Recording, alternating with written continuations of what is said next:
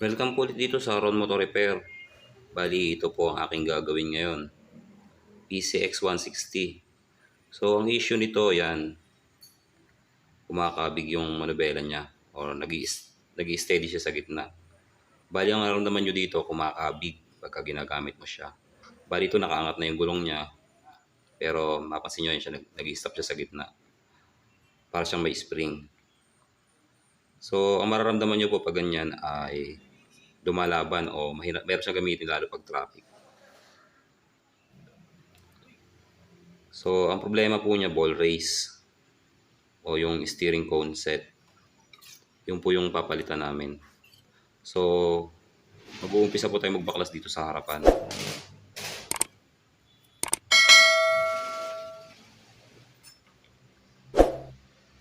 Bali ito mga boss, isi-share ko na lang sa inyo. Yung iba kasi pa nagpapalit ng ball race dito sa PCX, binabaklas pa nila yung kaha. Mula likod hanggang harap. Ibig sabihin tatanggalin lahat. So, sa akin, iba yung ginagawa ko. Bali, dinudukot ko lang siya. So, makikita nyo po dito kung paano ko siya pinapalitan. Technique na lang rin to. Para less ng trabaho. Tapos, yung visor tatanggalin natin. 5mm na allen. Tapos, yung sa kabila, 10mm. Bali, 4 lang ang bolt nito. Dalawang allen, tapos dalawang 10mm.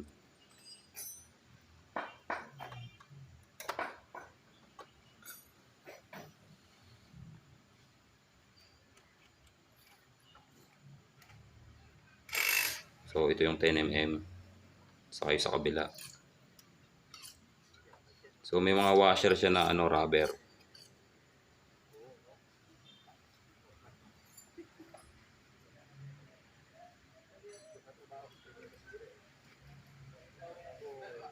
So, tanggal na yung visor niya. Next ko naman tatanggalin itong harapan niya. Itong cover na to. So, wala siyang tornilyo, wala siyang screw. Puro push pin. Bali, ang nakalagay dito, 6 na push pin.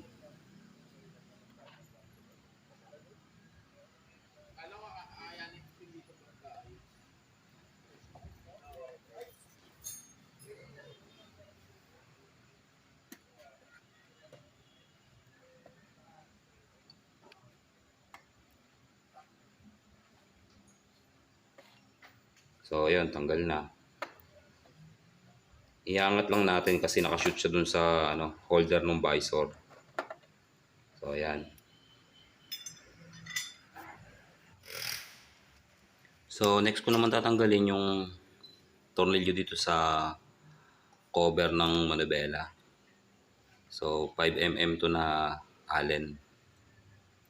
Dalawa lang to kabilaan. So, tatanggalin natin siya para mas makakilos tayo ng maluwag.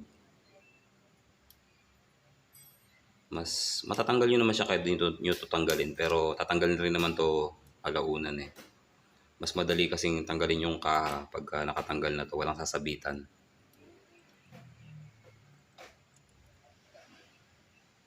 So, mas maganda unahin nyo na siyang tanggalin.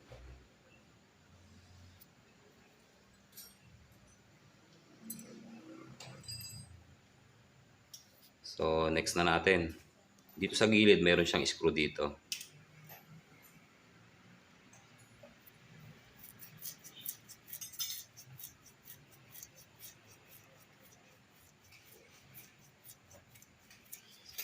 So, next sa kabila. Tanggalin muna natin tong cover dito. May tornilyo sa loob. May screw.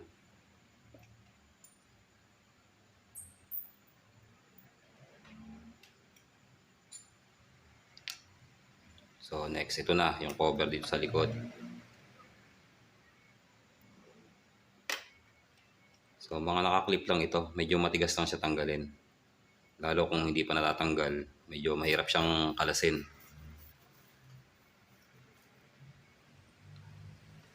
So, pwede nyo gamitan ng panikwat para mas madali. So, ayan, tanggal na. So next natin, yung mga screw ulit dito sa ibabaw. Bali ito, yung screw na to, dun sa ano na, speedometer.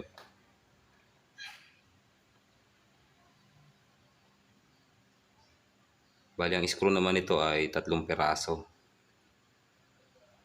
3 piraso siya dito sa ibabaw.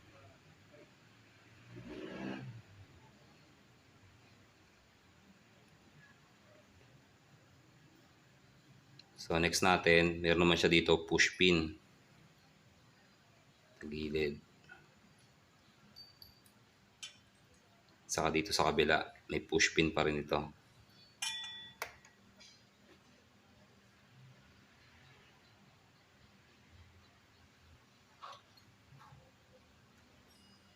Tapos mayroon pang isang screw dito sa gilid.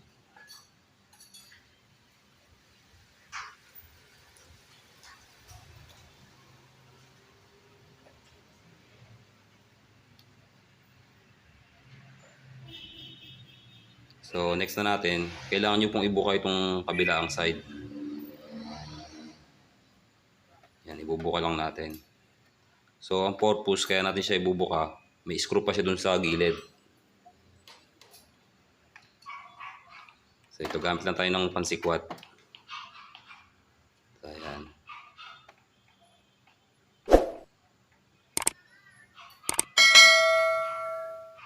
Kabilaan, obligado nyo siya ibuka.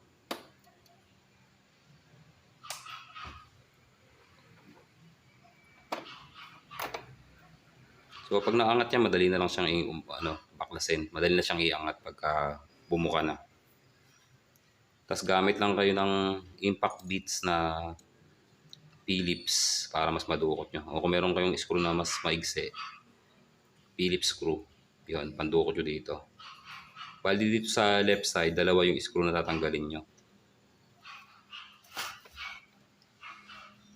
Dalawa yung screw dito. Sa side na to. Sa kabila, isa lang.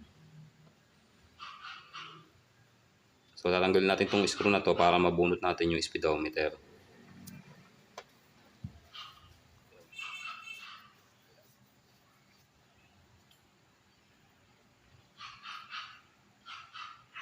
Dito sa kabilang side, isa lang yung kanyang screw.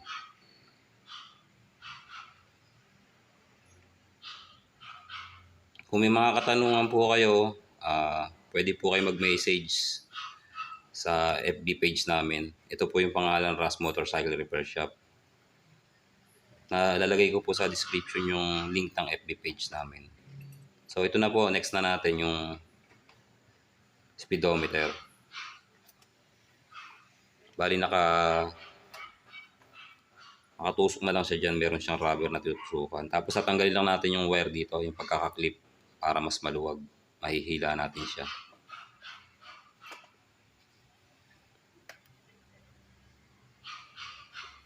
So ito, tanggal na siya.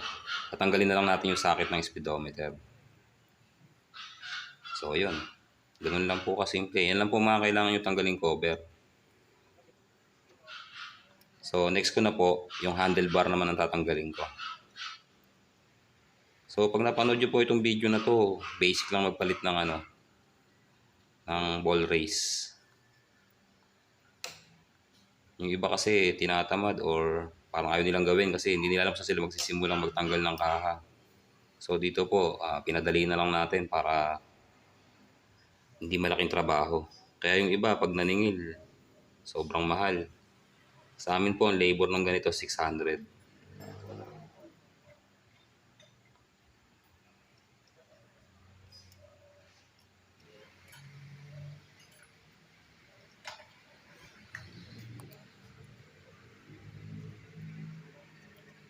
So ito, natanggal natin yung mga tornilyo ng handlebar niya. Bali ganito po ang gagawin ko. Lahat po ng cable, tatanggalin natin sa pagkakasabit. So yeah, tapos i-set aside natin siya dito. Tapos itong cover ng handlebar. So ito na.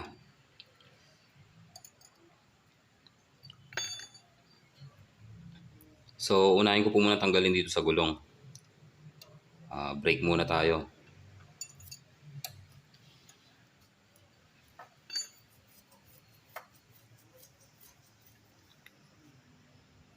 So, kailangan nyo dito ng Star Allen.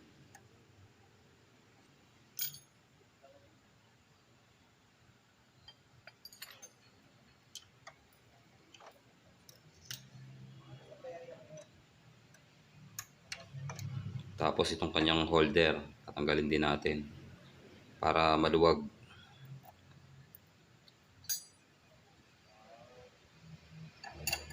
So next na natin itong kanyang gulong.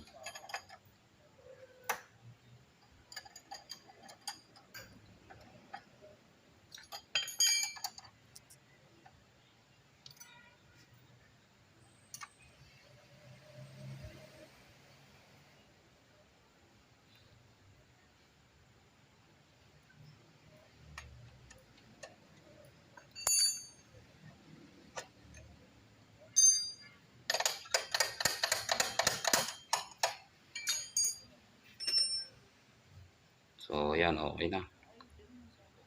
Tanggalin natin yung gulong niya.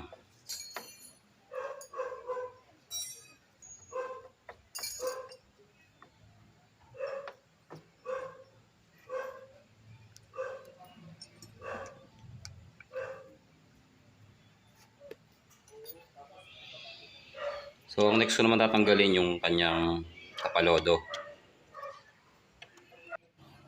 Ang bolt na nakalagay dito, dalawang 10mm kabilaan. So bali apat siya.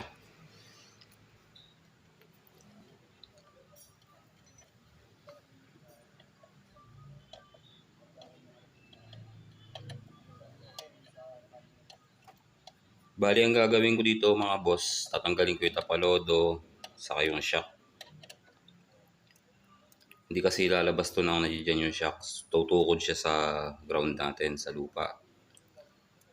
So kailangan, mahaba kasi yung T-post kasayad siya. So kailangan nyo talaga siyang baklasin.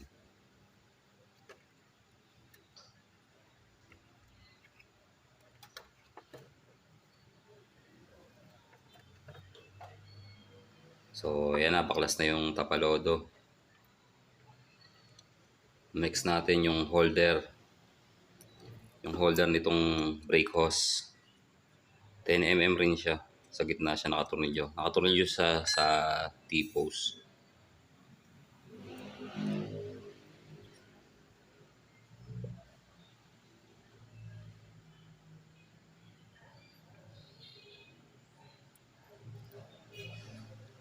So okay na.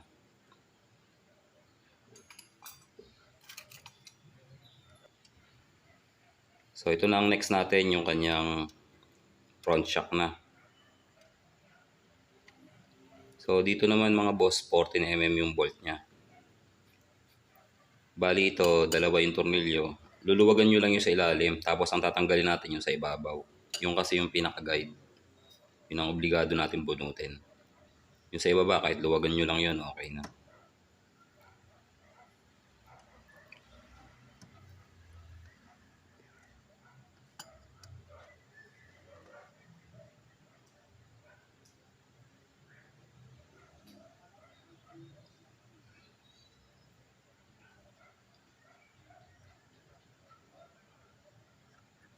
So ito, tanggal na natin yung isa. So sa kabila, ganun din. Itong ilalim, luluwagan lang rin natin.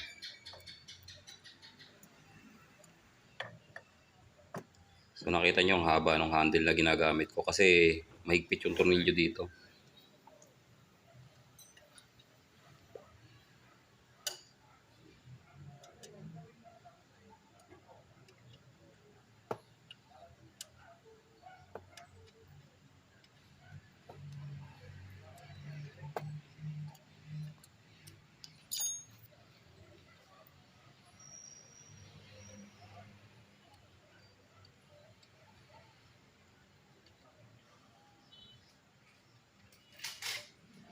So ayun, tanggal na siya. So next natin tong handle post. Ito yung naiwan kanina. Balik tayo dito. So ang bolt naman nito mga boss, 14mm. Tapos 17mm yung nut niya sa likod. So dito dapat maingat po tayo sa pagtanggal kasi baka mahulog yung nut dun sa ilalim. So yun po ang iingatan natin. Kasi pag nahulog yun, alam na, dadami yung trabaho kasi magkakalas na tayo ng pangilalim.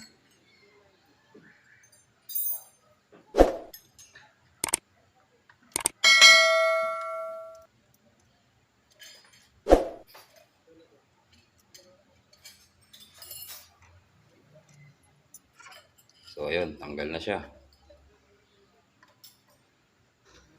So next naman natin itong nut na dito sa T-post. So ang ginagawa ko po, dalawa kasi ito eh. Yung isa nut, tapos yung isa naman parang castle yung nut niya. So sinisinsil ko siya paigpit yung ilalim para matanggal yung pagkakalak niya. So ganun po yung technique ko. Kasi kung pupwersahin lang natin tong nut dito, mahigpit siya. So binibigla ko to para lumuwag. At the same time, luluwag na rin yung ibabaw niya. Kahit kamayin nyo na lang, pwede na.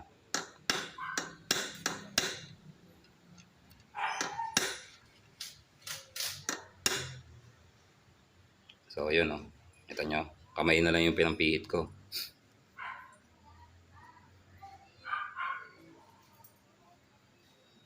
Bali magka-contrary lang sila. Paglalaking mo lang silang dalawang nut. Yun lang po yung pinakahigpit nila. So next naman, titirahin ko naman siya paluwag na.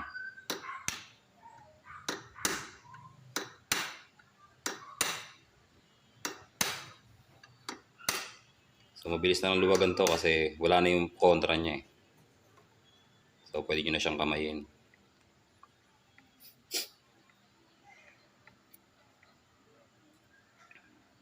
So habang niluluwagan natin, pupwesto na kayo kasi isang kamay nyo dapat isasalon nyo na dun sa T-post kasi mahuhulog yan.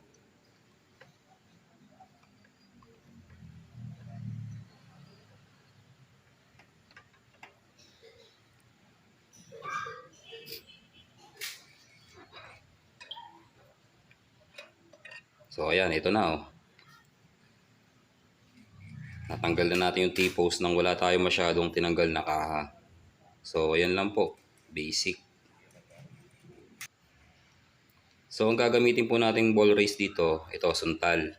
Suntal yung brand. Bali ito po pang Wave 125, Beat, Click. Same lang po siya. Pero kung gusto nyo ng original, pwede rin naman. Ang original po ng mga pang Honda Click, minsan hiwa-hiwalay po yung bulitas. Pang Wave 125 ganun. Pero pwede nyo rin po ilagay yon.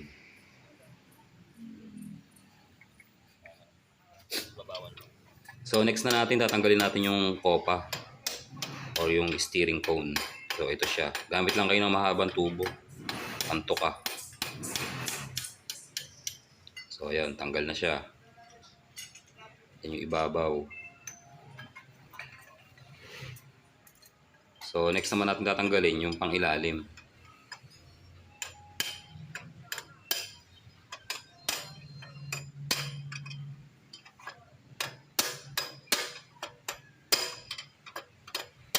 So tukahin nyo lang paikot para lumabas siya. So ayan, tanggal na. So next naman natin yung dito sa T-post or sa steering stem. Tinanggal ko muna yung pinaka-dazzle niya para hindi ma-damage.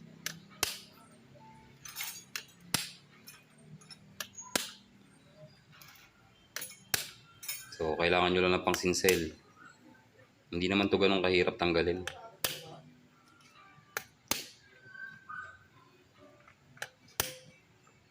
Sa kabilaan lang yung gagawin yung pagtulak. So ayan, tanggal ka agad. Tapos meron siyang washer. So yan yung pyesa niya sa ilalim.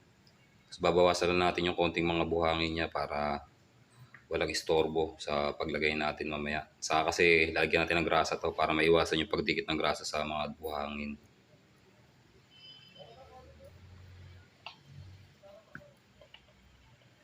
So lalagay ulit natin yung kanyang washer.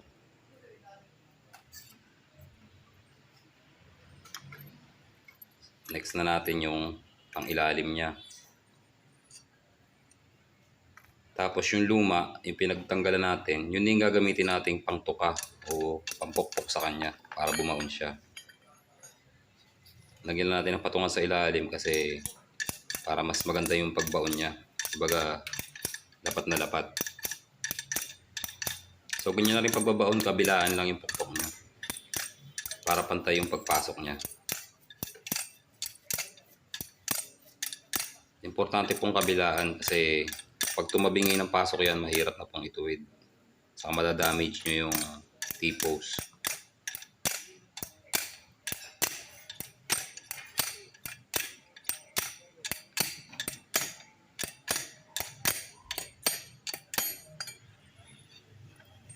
So ayun, goods na. Nabaon na siya ng sagad. So next ulit natin ilagay yung kanyang dasil.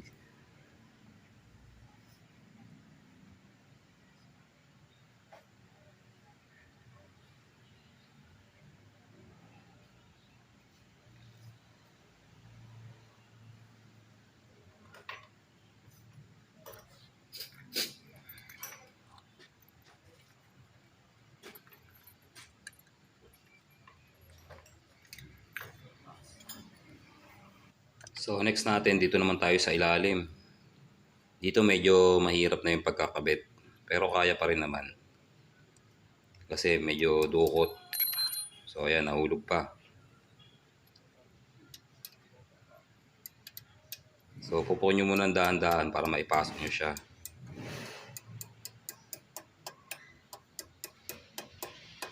Kumbaga, tiyagaan lang. So ang pokpok din, maaari paikot. Yan.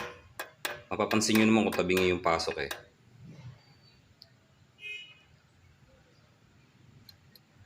Tapos ganun din po ginagawa ko, yung luma na pinagtanggalan, siya rin yung gagamitin kong pang tuka o pukpukan para maipasok yung bagong kopa natin. Siya kasi yung saktong-sakto dyan na tutulak. Pero kung meron kayong ibang kakasya dito na mas maganda. So dito po kailangan baon na baon. Or kailangan lapat na lapat. Sagad.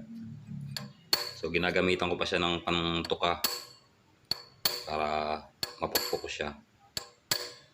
Para maibaon ko siya ng gusto. Pag po kasi tutabingi yung pagkakalapat nyo, hindi nyo maitotono ng maayos yung manubela. Kumbaga pag in-adjust nyo siya, mayroong pag naikabit nyo pala siya, mayroon siyang kabilang side na mahigpit, tapos sa kabila na maluwag, tapos umaalog. Mahirap siya ito, no? So importante na dito pa lang medyo talagang pasok na pasok, sagad, parehas. Pasok na pasok lahat ng side, hindi tabingi. So mapapansin nyo, matagal ko siyang pinupukpok para talaga makasigurado akong lapat na lapat siya.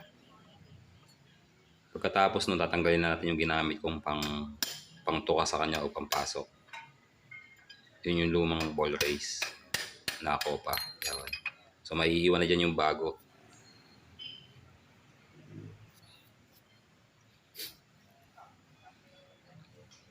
So dito naman tayo sa ibabaw.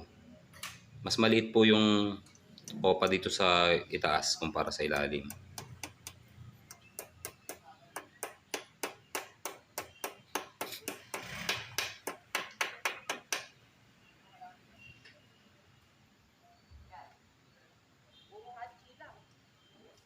So dito ganun din. Pero konti lang naman baon dito sa ibabaw. Hindi kagaya sa ilalim.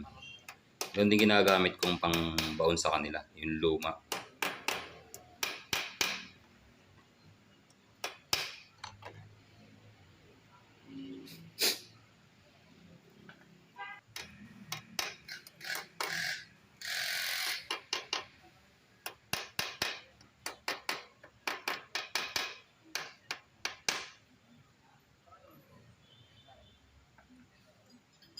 So tanggalin lang natin tong ano, ginamit natin pantuka.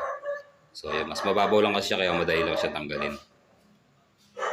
So pupunasan nyo lang palagi, kailangan kasi malinis na malinis siya para walang maging sagabal dun sa ball race natin pagka gumalaw na siya.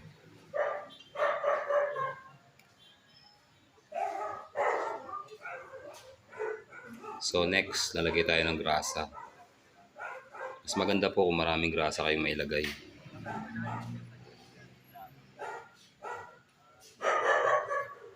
So yung ginagamit namin grasa dito, synthetic to at saka high temperature na siya. Tapos medyo malapot din siya.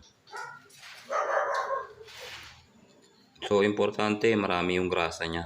Kasi kung mapapansin nyo po kanina nung binaklas namin, parang yun yung nagiging issue. Kulang yung grasa nung pagkakalagay sa planta, nung inassemble siya. Kasi kada mabubuksan namin ganitong may problema, ang mapapansin mo kagad tuyo yung grasa niya. Kaya kadalasan yun ang nasisira kaagad. Kung mapapansin nyo kasi itong PCX, medyo modelo pa ito. Pero may mga nagagawa na kaming ganitong problema. So, ang hinala natin dyan palagi, kulang yung grasa sa planta pag-assemble nila. So, ginagawa namin dito pagkakabit na yung magre-repair, dinadamihan namin siya ng grasa para yung lubrication ba talagang solid.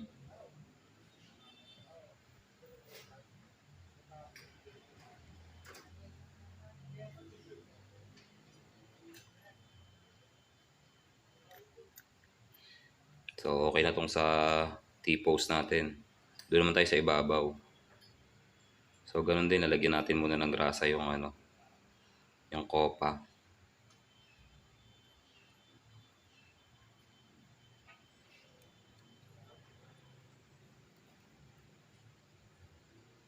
So, pati itong pinaka mga bulitas niya, lalagyan ko na rin siya ng grasa.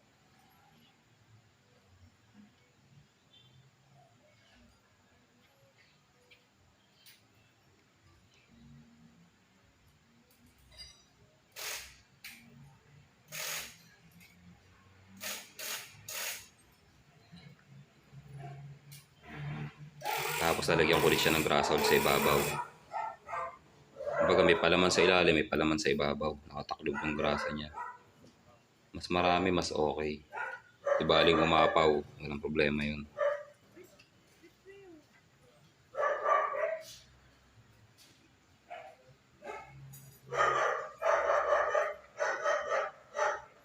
So next na natin itong kapartner niya. Tapos ikot-ikot lang natin para yung grasa kumalat siya.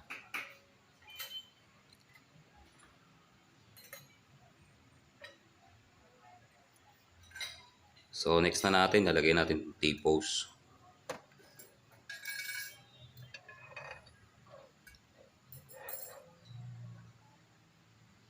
Tapos sisilipin nyo rin para Pero padali lang ikabit ito pagka may silicone yung or may corona yung bulitas na gagamitin nyo. Pero pagka yung mga pang Wave 125 na original, hiwa-hiwalay kasi bulitas nun.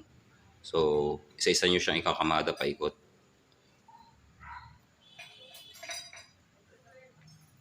Kaya mas madali pa rin ikabit yung mga ganito may corona.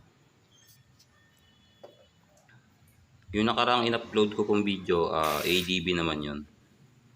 Pero mas madali pa rin palitan tong PCX kumpara sa ADB.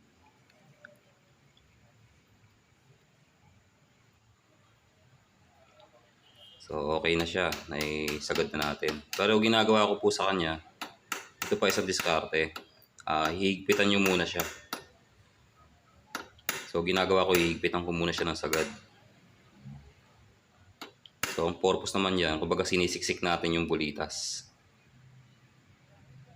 Tapos mapapansin natin matigas siyang ikutin. So ganyan po ginagawa ko. Ikot-ikutin nyo sa kabilaan.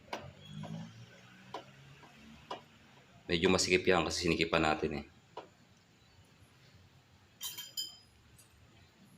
Tapos luluwagan na ulit natin. Parang siniksik lang natin yung bulitas niya. O tinignan natin po, patinesting natin kung hanggang saan yung pinakalapat niya.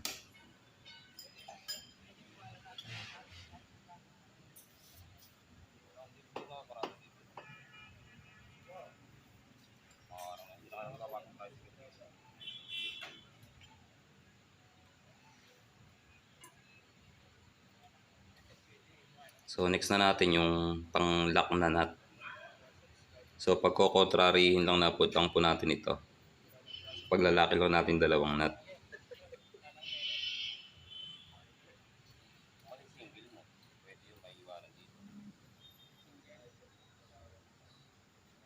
Kumbaga ipupwesto natin siya.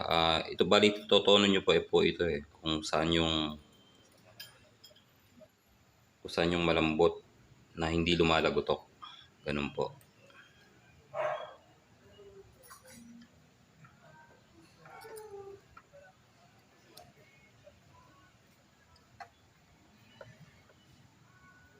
So kada maghihigpit kayo, titestingin nyo kung nagbabago.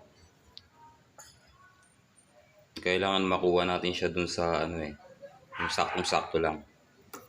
Yung hindi mahigpit na wala ring alog. Ganun po. So yun ang importante dito, yung pagtotono. So mas mahirap lang dito kasi katala yung gamit natin. Mahirap po kasing manap ng special tools para dito. Ang mayroon lang po niyan yung planta. Kasi nung mga panahon na nasa Honda ako, dealer, wala rin po kaming gamit na ganun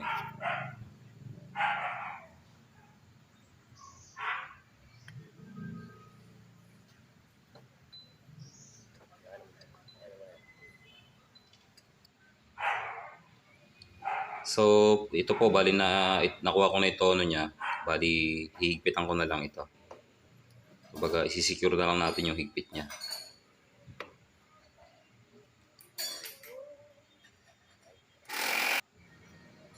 So, okay na. Balik ko na po itong handle post ulit. So, kung mapapansin nyo po, yan lang po yung mga binaklas natin So, dito po, ingat lang tayo sa lock, saka sa nut sa likod. Kasi nga, pag nahulog yan, dadami trabaho natin.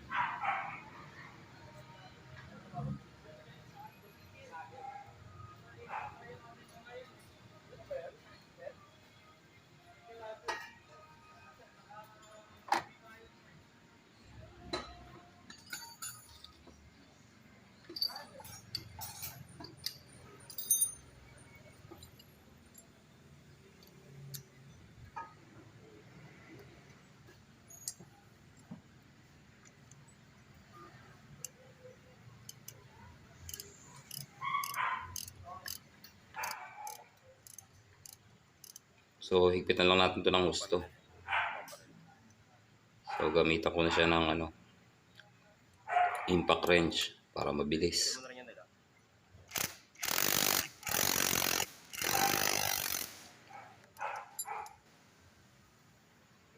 So, ayun, lambot niya na. Wala pang handlebar yan. So, dito na tayo sa handlebar niya.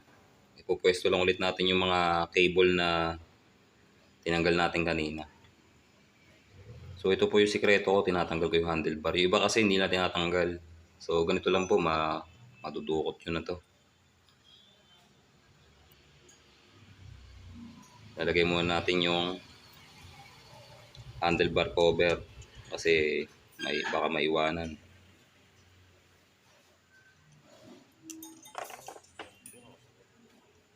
Nalaglag pa isang tornilyo. Buti ka nang tumagos.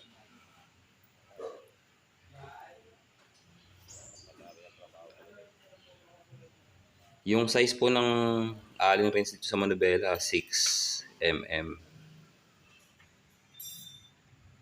So, higpitan na lang natin.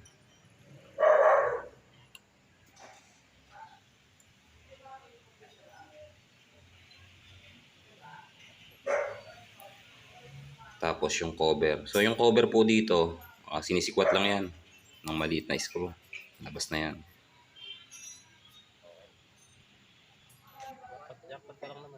So next na po natin sa shock na ulit tayo. So ito, babalik na lang ulit natin yung mga tinanggal natin kanina. At patapos na ito. Pasensya na po at medyo mahaba yung video natin eh. Gusto ko po kasi ipakita sa inyo lahat.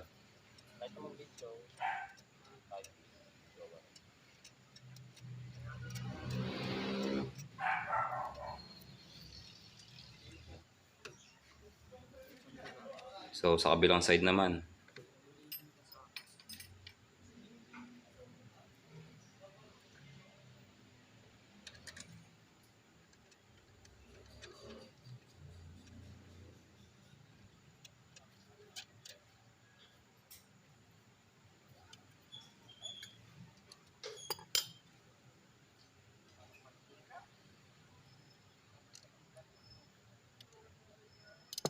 So gamitan ko muna siya ng ratchet para mas mabilis ng konti.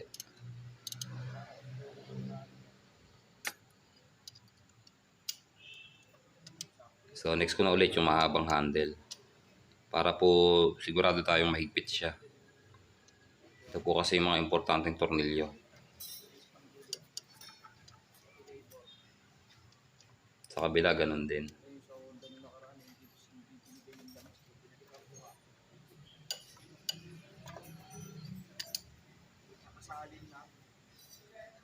So okay na, next naman natin yung holder ng brake hose.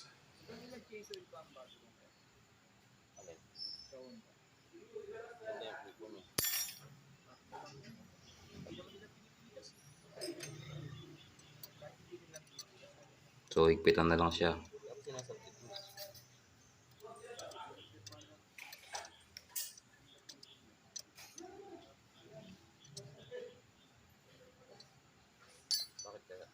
So okay.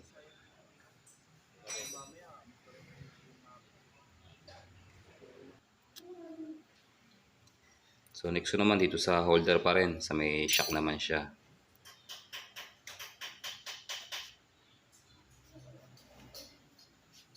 Next natin tapalodo na ulit. So konti na lang, patapos na tayo.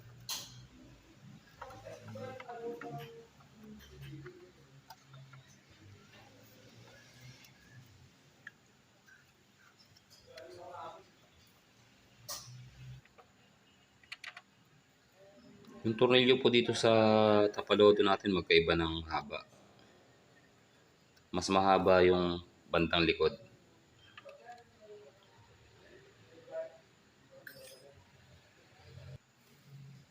So okay na sa tapalodo, next natin itong gulong na ulit.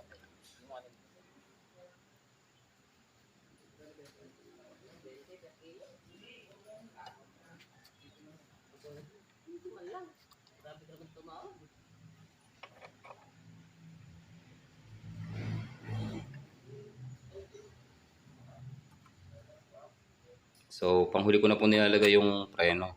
Mas mabilis po kasi yung ganun. Inuuna ko muna yung gulong, panghuli na yung brake niya. Kasi ilalagay agad natin yung brake, mahirap i-shoot yung disc.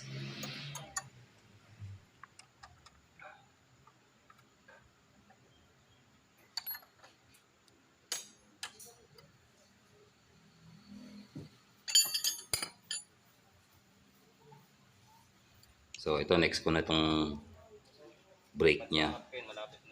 Tulak lang natin ng konti yung piston para mas maluwag ipasok. Tabay ka na. Ayaw pa naman yan, pero ano ka na. Ready ka na.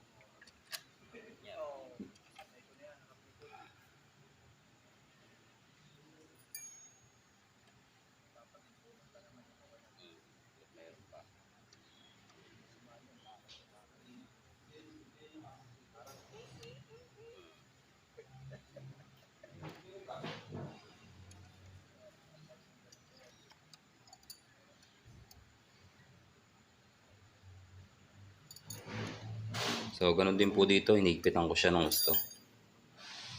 Mga importanteng parts. So check natin yung brake. Okay.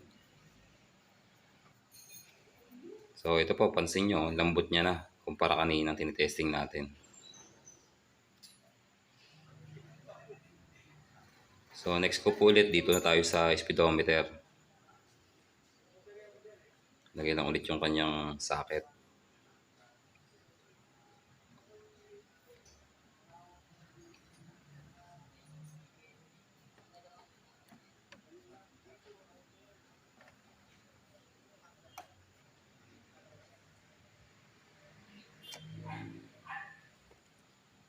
So ilalapat lang po natin siya. Meron po siyang sinusuksukan dun sa ilalim.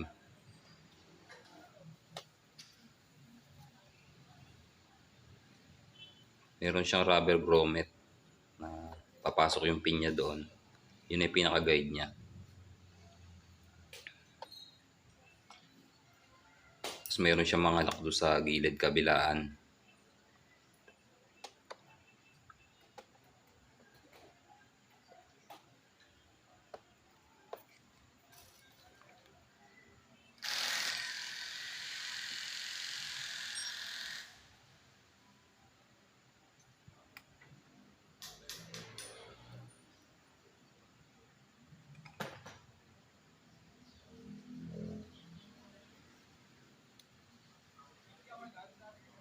Sa mga magtatanong po pala ng shop namin, nasa Camarin, Caloocan North po kami.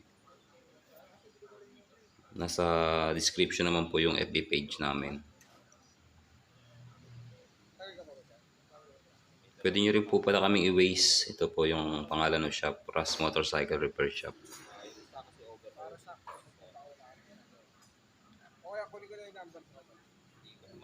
So pag naikabit na po natin yung mga screw niya, bali dalawa po dito sa kabilang side, left. Tapos dito sa right side, isa lang.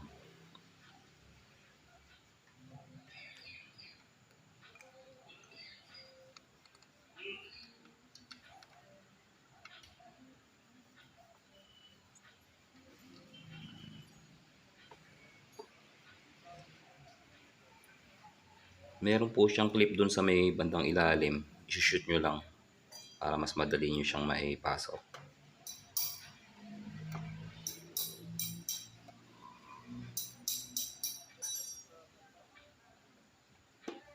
So ayan, lalapat na rin siya kaagad. So ito na po yung pinakamabilis na proseso pagpapalit ng ball race. Walang masyadong binabaklas na kaha. Kasi kung umpisahan po natin kalasin yan sa likod papunta sa harap, doon pa lang po oras na yung aabutin natin bago tayo makarating doon sa harap. Ang dami pang tornilyong tatanggalin.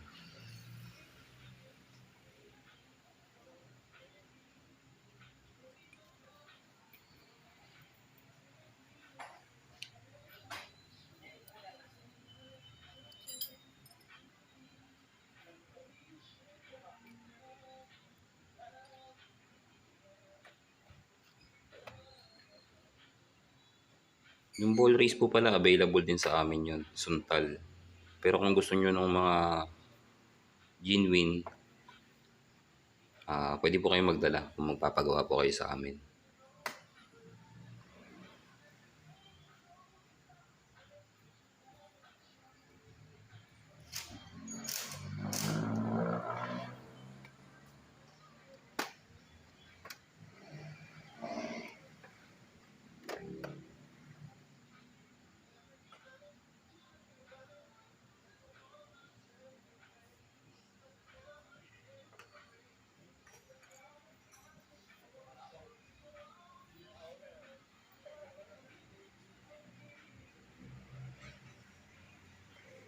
So lagay ko lang po yung screw dito sa gilid.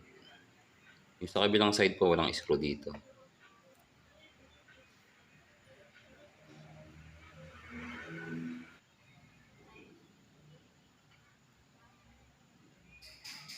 So next na natin yung tatlong tornilyo dun sa ibabaw sa speedometer. So ito na, binilisan ko na. Ito na tayo sa likod.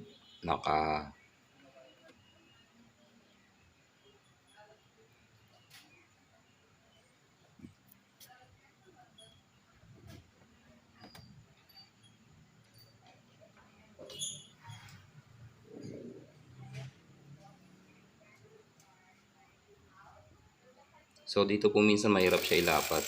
So pwede nyo siyang tanggalin ulit tapos kabit ulit. Minsan kasi mayroong pin na hindi pumapasok.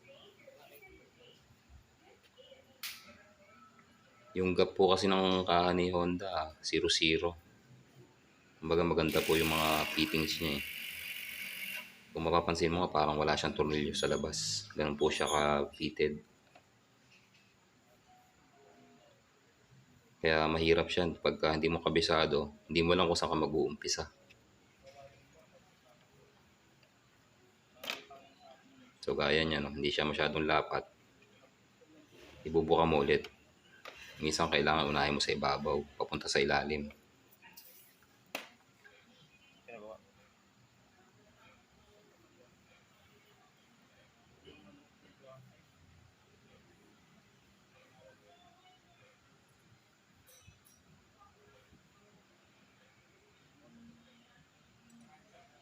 So ito namang cover na ulit. So halos patapos na po tayo. So next ko na po ulit itong ano na. Yung sa cover ng handlebar.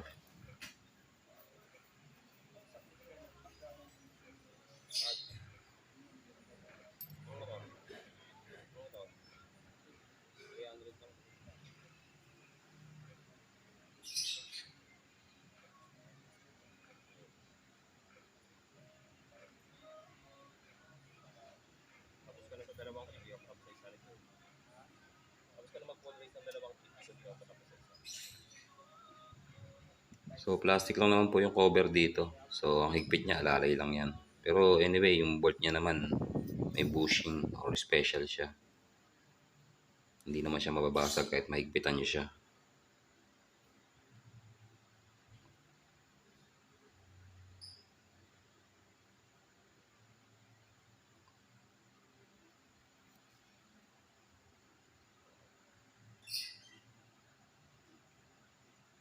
So ayan, kung mapapansin nyo po ang lambot niya na. So next na natin itong cover na ulit. Yung inner cover niya.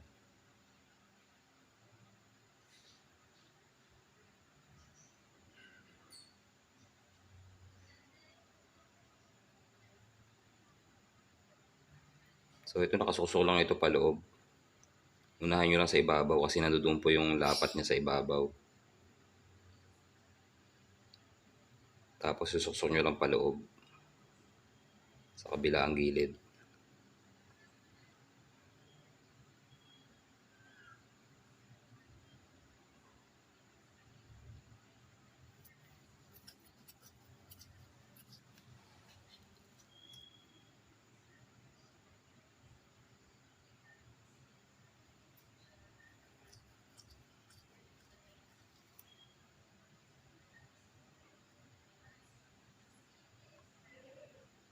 Kumbaga yan yun po talaga siya umpisan sa ibabaw. Yan kasi yung fitting niya eh. Sa ilalim madali na yan eh.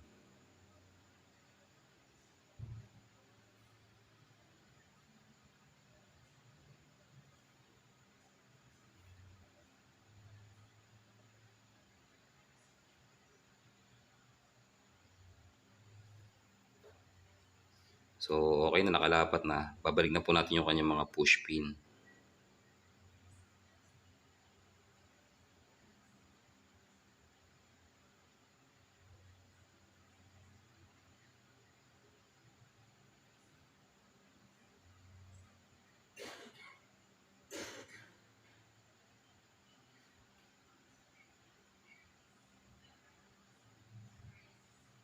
Okay.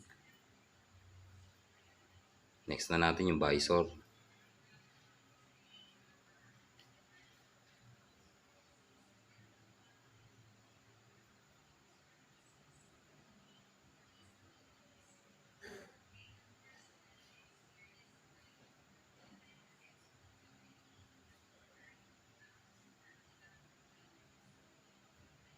So yung 10mm na bolt sa ibabaw po.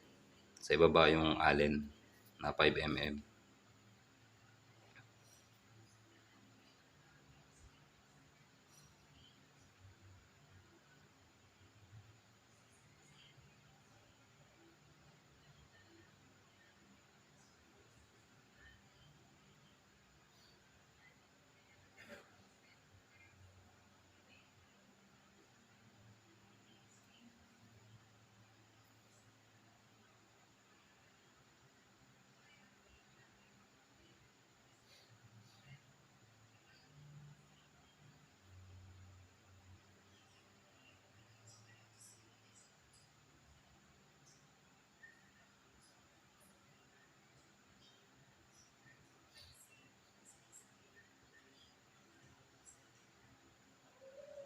Okay.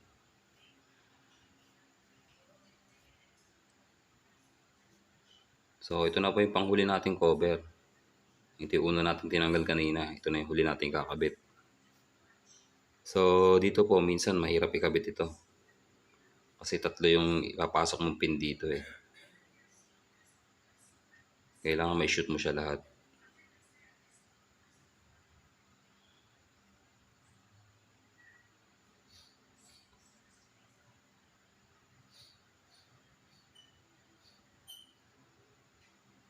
Kumbaga sa lahat ng part dito ako nahihirapan palagi ikabit eh.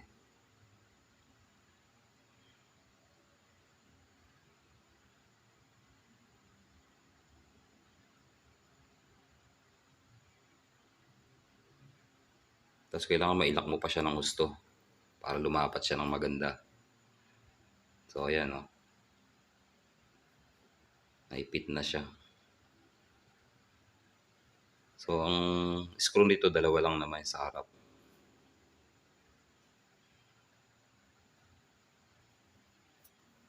Yan na screw niya nakatago pa.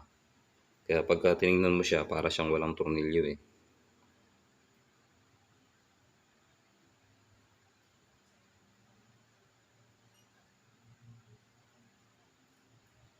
So mapapansin nyo may mini driving pa yan pero hindi natin nagalaw yun.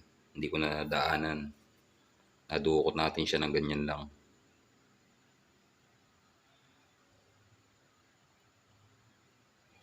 So ito na po. Testing na natin yung laro niya kung wala siyang lagutok o ano. So far okay to.